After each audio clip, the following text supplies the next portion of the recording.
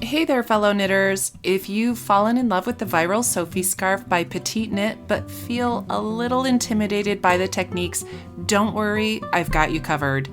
In this video, I will walk you through everything you need to know to knit your own, from casting on to those clean I-cord edges.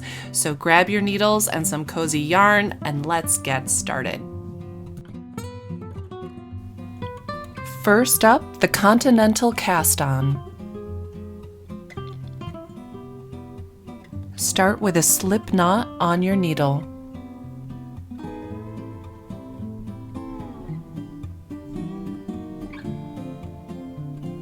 Hold your yarn in your left hand, wrap it around your thumb and index finger, and use the needle to scoop up a stitch.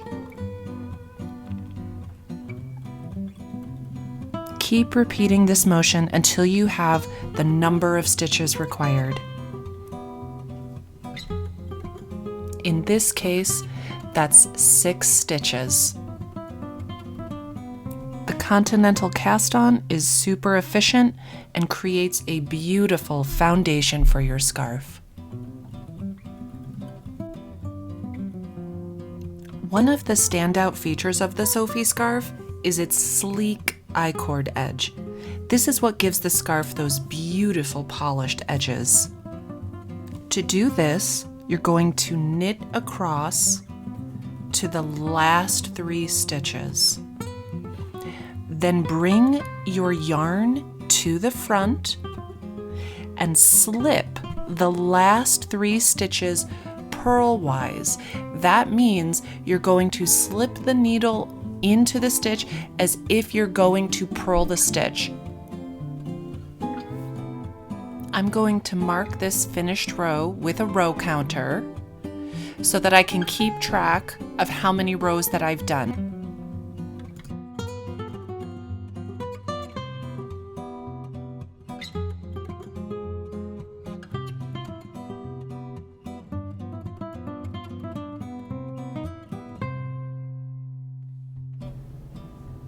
Let's take a closer look at slipping purl-wise.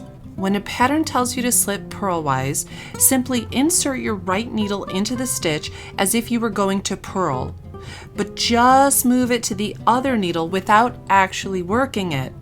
This technique helps keep your edges neat and structured. Next, we have KFB, or knit front and back. To do this, knit into the front of the stitch as usual, but before sliding it off the needle, knit into the back loop as well. This is a simple increase that gives the Sophie Scarf its gentle shaping. This increase adds an extra stitch without leaving a hole. Now let's go over the slip knit pass, or SKP. Slip 1 stitch, knit the next stitch, then pass the slipped stitch over the knitted stitch. This creates a subtle slant that blends beautifully into the shaping of the scarf.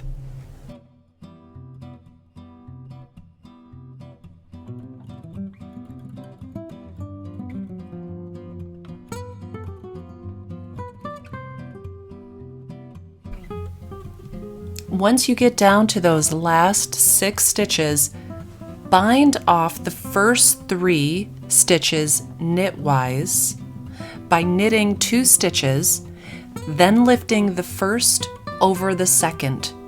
Repeat until 3 stitches are bound off.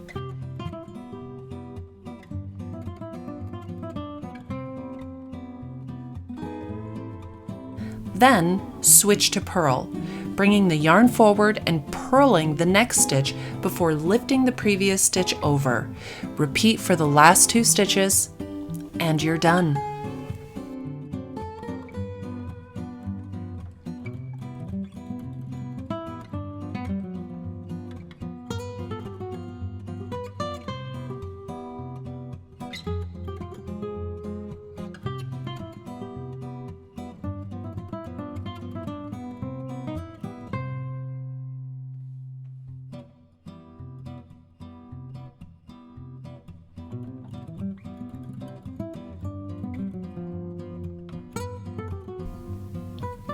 Cut off your remaining yarn, leaving about a 2 to 3 inch tail.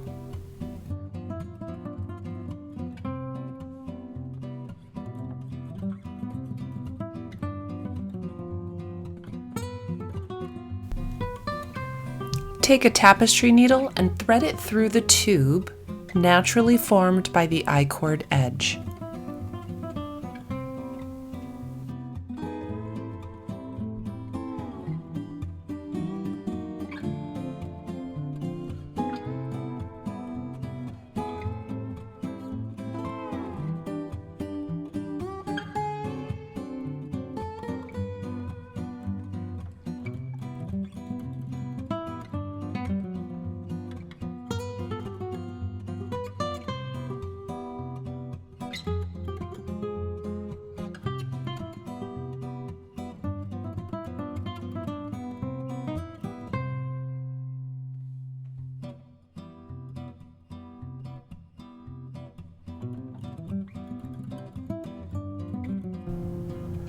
Finally, I'm going to share a few extra tips to make knitting this pattern even easier.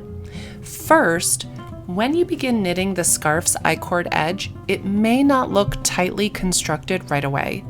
In fact, the stitches might resemble a ladder. Don't worry, this will naturally correct itself as you continue knitting.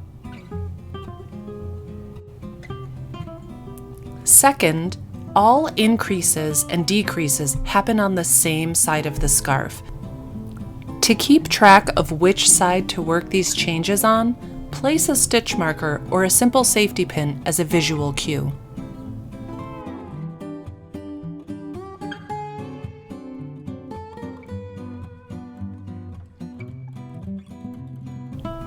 Lastly, if you're like me and don't want to waste any yarn, a digital scale can help.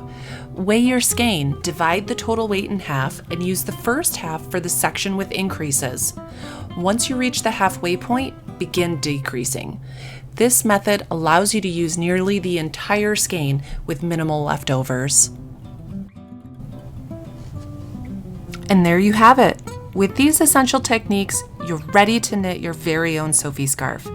If you found this tutorial helpful, don't forget to like and subscribe for more knitting techniques and project walkthroughs.